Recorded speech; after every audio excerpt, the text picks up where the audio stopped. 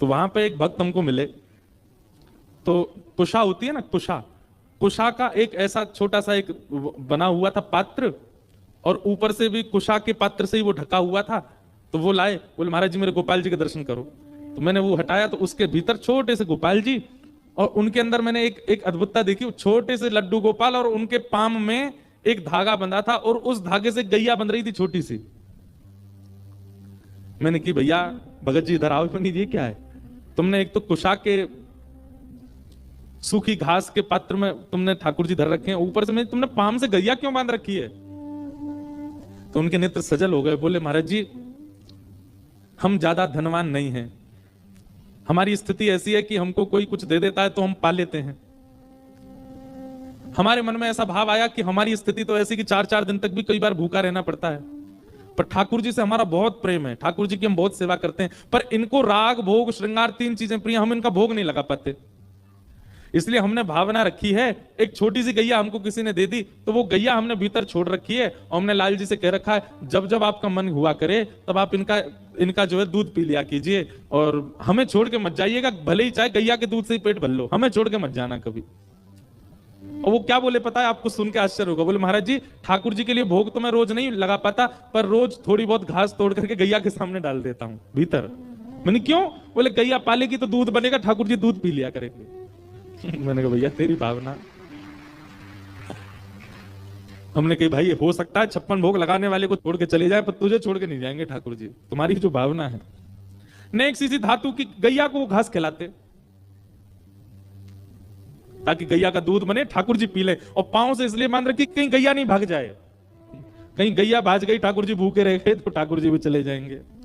भाव के वश में है भगवान, भाव के वश में है भगवान। ठाकुर जी व्यवस्था से नहीं आते, ठाकुर जी आपके धन से नहीं आते, ठाकुर जी आपके रूप से नहीं आते, ठाकुर जी आपकी सुंदरता से नहीं आते, ठाकुर जी तो केवल आपके भाव से आएंगे, रुकेंगे। तो अब मेरे पीछे जो स्वरूप है ठाकुर जी का, गोपाल जी, अभी ये कैसे हैं? ऐसे ही खड़े रहेंगे, लेकिन आपकी भावना सुंदर होगी तो इन 7 दिनों में आपको इनकी पलक झपकते हुए दिख जाएगी। आपकी भावना शुद्ध होगी तो ये इसके अलावा ऐसी मुद्रा में भी दिख जाएंगे। आपकी भावना शुद्ध होगी तो गैया से गले लगे हुए भी दिख जाएंगे। ठाकुर जी कहीं भी जड़ नहीं है, हमारी भावना जड़ है, इसलिए ठाकुर जी हमको जड़ दिखाई देते हैं। ठाकुर जी सब जगह चैतन्य रूप में। वो चैतन्य रूप कैसे दिखे, वो चैतन्य दृष्टि कैसे दिखे, वो कथा सिखाती, वो कथा दिखाती।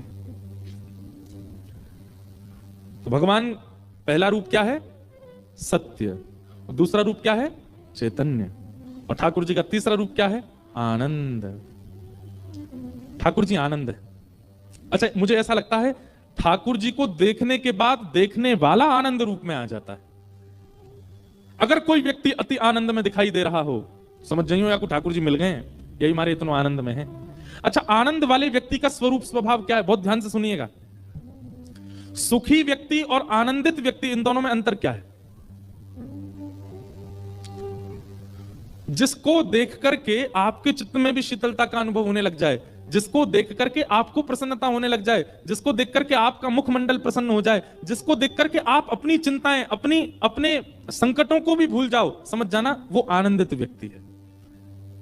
जिसको देख करके केवल प्रसन्नता हो रही है, बाकी सारी स्थितियां यथावत हैं, वो सुखी व्यक्ति है। अच्छा, दूसरी बात, सुखी व्यक्ति देह से भी ठीक होगा, मस्तिष्क मानसिक भी ठीक होगा, बुद्धि से भी ठीक होगा, दिखने में भी ठीक होगा, तभी सुखी कर पाएगा।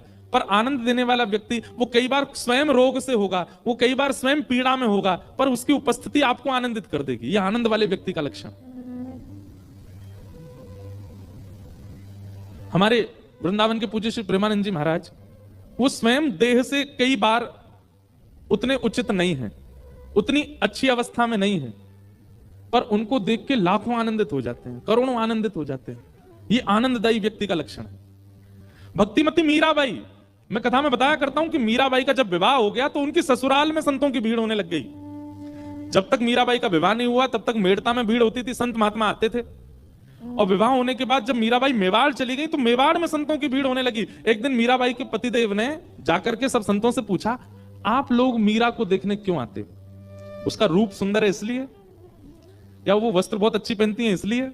तो सब संतों ने क्या उत्तर दिया? सब संत कहते हैं, बोले देखिए आपकी तो वो गृहिणी है इसलिए आप शायद उस रूप को ना देख पाओ, पर मीराबाई की सुंदरता या वस्त्र आभूषण देखने नहीं आते हम। जो भक्ति हमारे मन में तीर्थ जाकर के प्रकट नहीं हो पाती, वो भक्ति मीराबाई को देखने से प्रकट हो जाती है, इसलिए हम मीराबाई को देखने आते हैं। हमारा मन अत्यंत शांति का अनुभव करने लग जाता है, हमारे मन में श्याम सुंदर भ्रमण करने लग जाते हैं, रमण करने लग जाते हैं मीराबाई को देखने मात्र से। हम सब भूल जाते हैं, इसलिए हम मीराबाई को देखने आते हैं। सुखी व्यक्ति को देख करके आप सुखी हो सकते हो, पर कांस्टेंट सुख नहीं रहेगा, लंबे समय का सुख नहीं रहेगा। लेकिन एक आनंदित व्यक्ति को एक बार देखने के बाद भी आप लंबे समय तक आनंदित रहोगे। ये आनंदित व्यक्ति और सुखी व्यक्ति में अंतर है। दूसरी बात, सुखी और आनंदित व्यक्ति में और अंतर क्या है? अभी ठाकुर जी की बात नहीं हो रही, केवल भक्तों की बात हो रही है। सुखी व्यक्ति के आप जितने समीप जाते जाओगे उतने उसके दुर्गुण दिखते चले जाएंगे, पर आनंदित व्यक्ति के आप जितने समीप जाते जाओगे उतने खो जाओगे, उतने और ज्यादा डूबते चले जाओगे। ये सुखी और आनंदित व्यक्ति का लक्षण।